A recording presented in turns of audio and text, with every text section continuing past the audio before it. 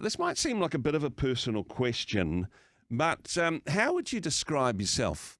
What would you, if you were describing yourself to somebody who had never met you beforehand, and you had to say what you, I don't know, what you looked like, what your character was like, some of the things that you were good at. Gosh, you feel awkward already, don't you? But actually, there's a particular advantage in doing so, especially when you're applying for a new job and somebody who, well, embraces the awkwardness of this. Tom O'Neill from cv.co.nz.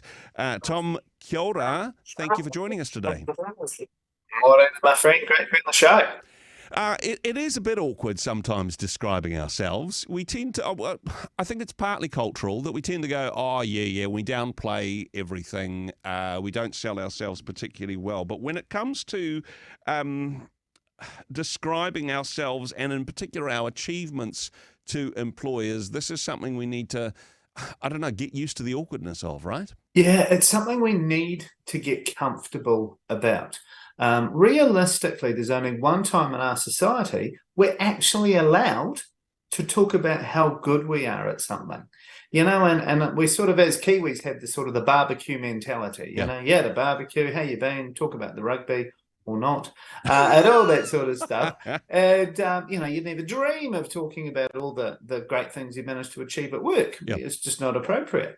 But that one time when a person wants to judge you in relation to your ability to deliver in the work environment, you need to step up. Yeah. I mean, it does feel uncomfortable because, even from a Christian point of view, you don't want to be arrogant, you don't want to be pride-filled, but you do want to accurately describe yourself so that the person doing the job interview can make a decision based on information as to whether or not you are the best candidate for the job. No, here's the thing.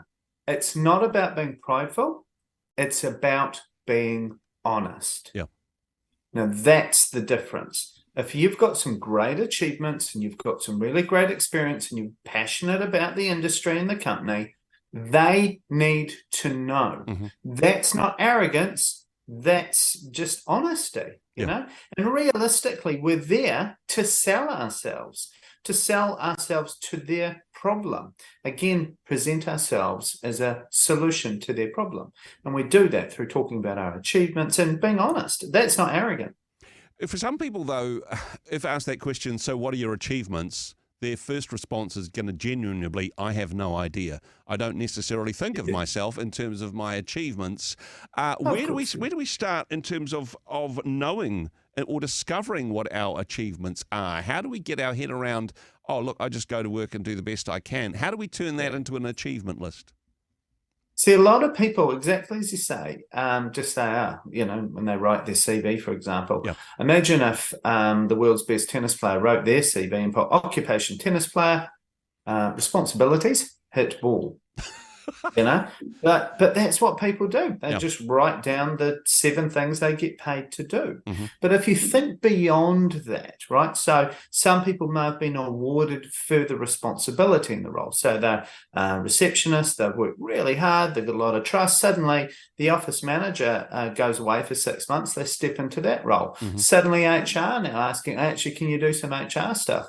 Finance are now saying, look, can you also help out with some of the finance things? And suddenly this role has grown. Yeah. So being awarded further responsibilities, one. I mean, other things like if you're a plumber, you may be working with apprentices and training apprentices. So now, obviously, you're not a muppet. You're someone who's really passing on best practice.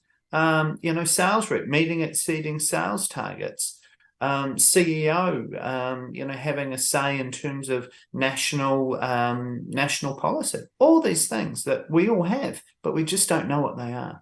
Is it sometimes helpful in this area to get somebody else's perspective? Because we're not necessarily the best judge of ourselves, but to have somebody who's a friend, somebody who's at least on your side and on your team, to help you work through how to word this properly, asking them to, in some ways help you write your own reference.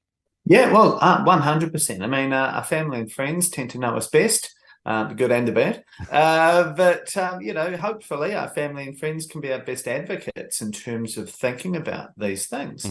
I've got a giveaway I'd like to give away to the listeners today. Yep. And that's a list of all these achievements Okay. that, you know, questions to help pull out these achievements.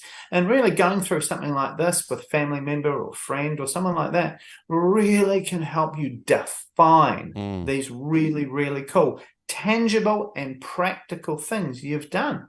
Now, at the interview, instead of just saying, yeah, I'm a good sales rep, where you sound like a turkey, you'd say, you know, I've as a sales rep, I've managed to exceed targets over the last 3 years by 32%. You know, suddenly, boom, that's starting to define the value of someone. Is it different the way in which you describe your achievements on your CV as to an interview situation? Are these different skill sets on the same topic in some ways? Yeah, well, here's the weird thing, you know, people think I can write my CV. So they'll sit in front of Netflix on a Tuesday night and put something together.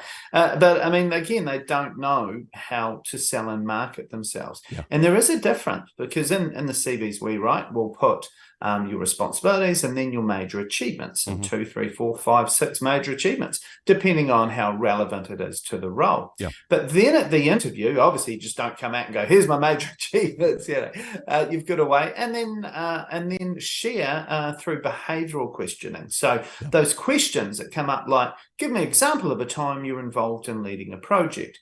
What was the outcome? Or give an example of a time you're involved in successfully managing conflict. So all these achievements are examples you can use to answer these really tough questions. So it's more storytelling and demonstrating confidence and those sorts of things rather than just lists on a page, right? Mate, absolutely. And this is the thing. It's one thing to be a good writer. Yep. So, you know, it's great. You can write down all your achievements, all that stuff. It's another skill to actually say them. Yeah. So again, have mock interviews with family and friends and practice getting these achievements from paper or digital out your mouth. Totally different skill. And hey, looking somebody in the eye and saying with some form of credibility that you actually believe that you've achieved these things as well, because it's easy to write them down and post it off, but it's a different thing to communicate that in the way in which you present at the interview. And hey, I know we can talk a lot more about various interview skills. Hey, thank you so much as well for your generous offer today. Bit of a giveaway on today's show, because I know for a lot of people, if they're in that situation, Monday morning they're thinking, oh gosh, here we go again. Maybe it is time to brush up the CV.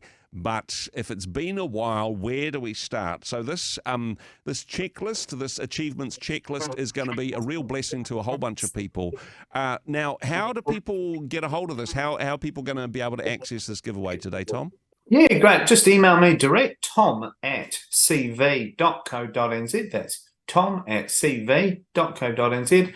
Look, just send us an email, say you heard about us on the show, and hey, we'll just fire you a free copy of that. And also want a copy of one of my books as well. You're Hired, The Essential Guide to Personal Branding and Job Hunting. Hey, thank you so much for your wisdom and your generosity. Have yourself a great week, my friends. Kia ora, thanks for your time. Kia ora, God bless, and God bless to you. Cheers.